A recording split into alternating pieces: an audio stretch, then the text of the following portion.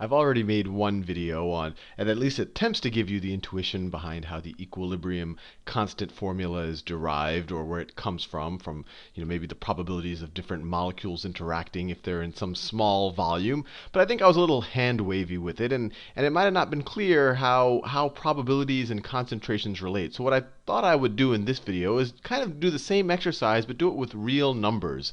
So what I did, and a real reaction, not just with A's, B's, and C's. So what I wrote here is the Haber process. Haber process. This is how we get ammonia in the world and feed everyone. Ammonia is a very important fertilizer, but that's beside the point.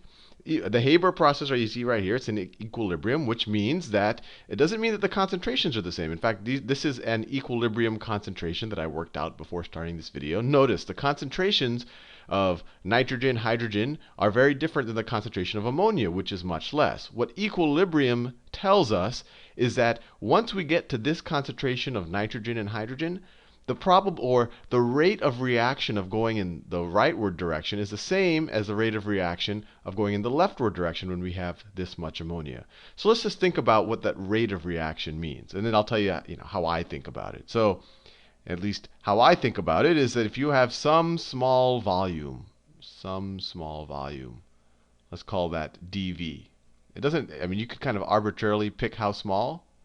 So dV. And the way it works in my head is that if you pick some small volume in this solution, we don't know how large of a solution we actually have, we just have the concentrations, that in this volume, you're just as likely to have a reaction going into that direction as you are to have a reaction going in the backwards direction. So let's think about what the probability is of having a reaction in this volume. So the probability, let's say the forward reaction, probability of N2 plus 3H2 going in this forward direction. And whatever I do for this direction, then you just have to use the same logic for the backward direction. I just want to give you the intuition that it's equal to some constant related to their concentration. So the probability of going in that direction to 2NH3 in our little box, right?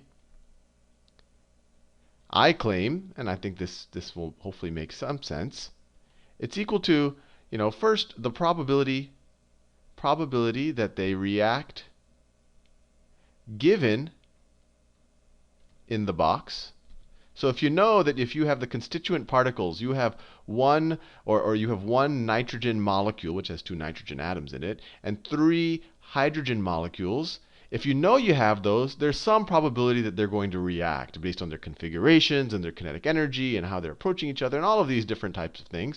So this is the probability that they react given that they're in this little box of dV. And then, of course, you're going to have to multiply that times the probability in the box. That you have the constituent particles in the box. Now, my claim is that this piece right here, this is a constant. If you know at a certain temperature, the Haber process, these concentrations, this would happen at 300 degrees Celsius. I just looked that up. No need to memorize something like this. But equilibrium constants hold at a certain temperature. So I'm claiming that if I give you a temperature, say 300 degrees Celsius, and if I tell you that I have nitrogen, one nitrogen and 3 molecules of hydrogen in your box, that there's some constant probability that they react, right? It depends on their configuration and all of that. So I'll call this I'll just call this the constant. I'll just make up a constant probability, whatever it is, or in the box. I could write anything there. So what we should be concerned with is what is the probability that we have those 4 molecules, right? 3 molecules of hydrogen and 2 molecules of nitrogen in the box. So we want to figure out, so this is equal to some constant. I'll call it the constant of probability of react, or let me say react. That's a good one. React. The constant of reaction, if you have it in the box, times the probability that they're in the box. Let me draw the box. So we want to know the probability where this box is just some volume that I have 3 hydrogen molecules. So 1, 2, 3, and 1 nitrogen molecule. And we should pick a box that's small enough so that that would be indicative of how close the molecules need to get to actually react. So I'm just going to pick my dV to be, I don't know, let's pick my dV to be, I looked up the diameter, or the diameter of an ammonia molecule. It was about 1/10 of a nanometer. So you could put 10 of these. If this was a nanometer box, you could put 10 in each direction. So you could almost fit 1,000, I guess, if you packed them really tightly. So I don't know. Let's make this, I'll say half a nanometer in each direction. So if I pick my dV, and remember, I don't know if this is the right distance. I'm just trying to give you the intuition behind the equilibrium formula. But if I pick this as being 0.5 nanometers by 0.5 nanometers by 0.5 nanometers, what is my volume? So my little volume is going to be 0.5 times 10 to the minus 9th meters, right? That's a nanometer, to the third power, because we're dealing with cubic meters. So this is equal to 0.5 to the third power. That's what? 0.5 times 0.5 is 0.25 times 0.5 is what? 0.125? 125. I want to do the math right, so let me just make sure I got that right. 0.5 to the third power, right? 0.125 times negative 9 to the third power is minus 27. 10 to the minus 27 meters cubed. So that's my volume. Now, we know the concentration. So let's figure out what's the probability. So this is the probability in the box, right? That's what we're concerned with, the probability in the box.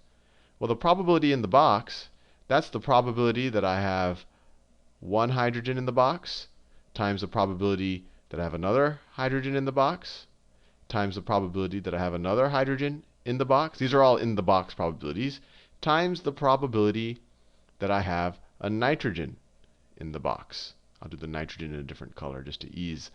Well, I should have done these in the orange, because those are the color of the molecules up there, and I'll do this one in purple.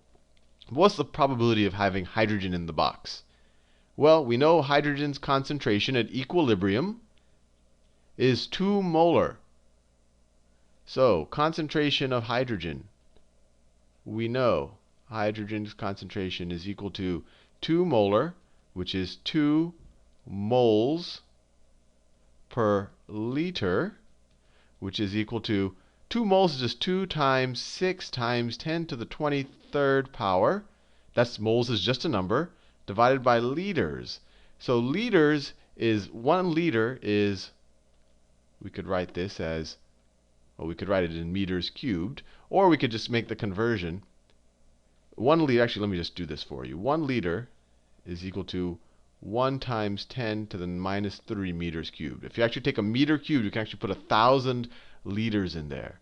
So we could say, so the other way you could say this is, well, I'll do it. I'll just say, so 1 times 10 to the minus 3 meters cubed. And then if we want to figure out our dV times, how many dVs do you have per meter cubed? Or how many meter cubes are there per dV? So we know that already. So it's 0.125 times 10 to the minus 27 meters cubed per our volume, right? I just got that from up here, that I have a small fraction of a meter cubed per my volume. And now I just have to do some math. So let's see, if I multiply, let's see, I can cancel out some things first. There's a lot of exponents here. So let's see, if I take the 23rd, so let me write it out here. So the hydrogen, so my hydrogen per box. So my concentration of hydrogen per dV is equal to 12, let me do that, 12 times 10, whoops, it's not helping when my pen malfunctions. Let me get that right. 12 times 10 to the 23rd power times 0.125 times 10 to the minus 27th power. All of that divided by 10 to the minus 3, right? That's 1 times 10 to the minus 3. So let's cancel out some exponents. If we get rid of the minus 3 here, You divide by minus 3, then this becomes minus 24. And then the minus 24 and the minus, so this is equal to, what's 12 times 1.25? So times 12 is equal to 1.5. So the 12 times the 0.125 is equal to 1.5 times, and then 10 to the 23rd times 10 to the minus 24th is equal to 10 to the minus 1. Right? So it's just divided by 10. So your hydrogen on average, your concentration of hydrogen in a little cube that's half a nanometer in each direction is equal to 0.15 molecules. Molecules, not moles anymore, of hydrogen molecule per my little dV, my little box. And so this is a probability, right? This is a probability because obviously I can't have 0.15 molecules in every box. This is just saying on average, there's a 0.15 chance that I have a hydrogen molecule in my box. So if I want to go back here to this is 0.15. This is 0.15. This is 0.15. But how did we get this 0.15? We multiplied the concentration. Where is it? We multiplied the concentration of hydrogen, which was this right here. That's the concentration of the hydrogen. This is concentration of the hydrogen. I should do it in a more vibrant color. Times just a bunch of scaling factors, right? We could just say that, well, this was just equal to the concentration of hydrogen times, based on how I picked my dV, I had to do all of this scaling, but it was times some constant of scaling to my appropriate factor. So if we want to figure out each of these, this is just the concentration of hydrogen times some scaling factor. And this is going to be the same thing. I mean, we could do the same exercise right here. I mean, we figured out the exact value with the hydrogen, but you could do the same thing with the nitrogen. In fact, nitrogen's concentration is just half of the hydrogen, so we know it. It's going to be half of that 0.15. So it's going to be 0.075, which is just equal to the concentration of nitrogen times some scaling factor. It's actually going to be the same scaling factor. So let's go back to our original problem. So our probability that that the forward reaction is going to occur in the box is going to be equal to some probability that it's going to react given that you're on the box. That's some constant value times the probability that they're in the box.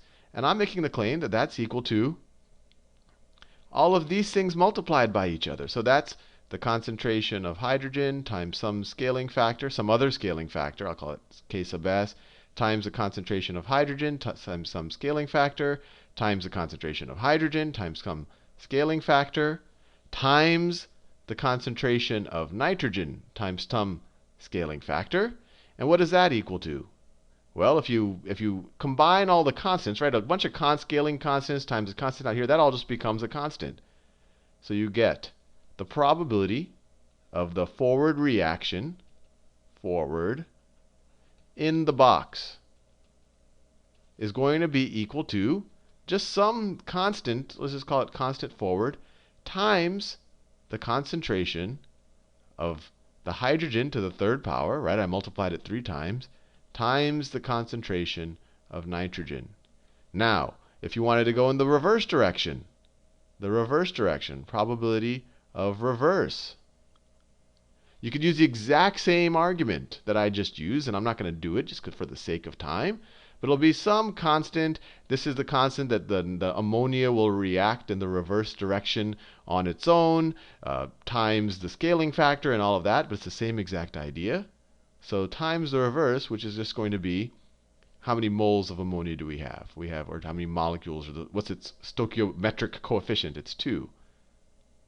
So the reverse direction is going to be concentration of ammonia to the second power. And when we're in equilibrium, these two things, the probability of having a forward reaction in the box is going to equal to the probability of a reverse reaction in the box. So these two things are going to equal each other. So this is going to equal, I could just copy and paste it, that up there. There you go. And then if you set the constants equal to each other, if you set the constants, and then you could pick what you normally put the products on the right-hand side of the equation. So I'll take these and divide them into this, and I'll divide that into that, and you're left with Kf over Kr is equal to the concentration of ammonia to the second power divided by the concentration of hydrogen to the third power times the concentration of nitrogen. And this is just, you could call that the equilibrium constant. And there you have it, a pseudo-derived formula for the equilibrium constant. It's all, at least in my mind, coming from common sense, from the probability that if you have a small volume, things are actually going to react.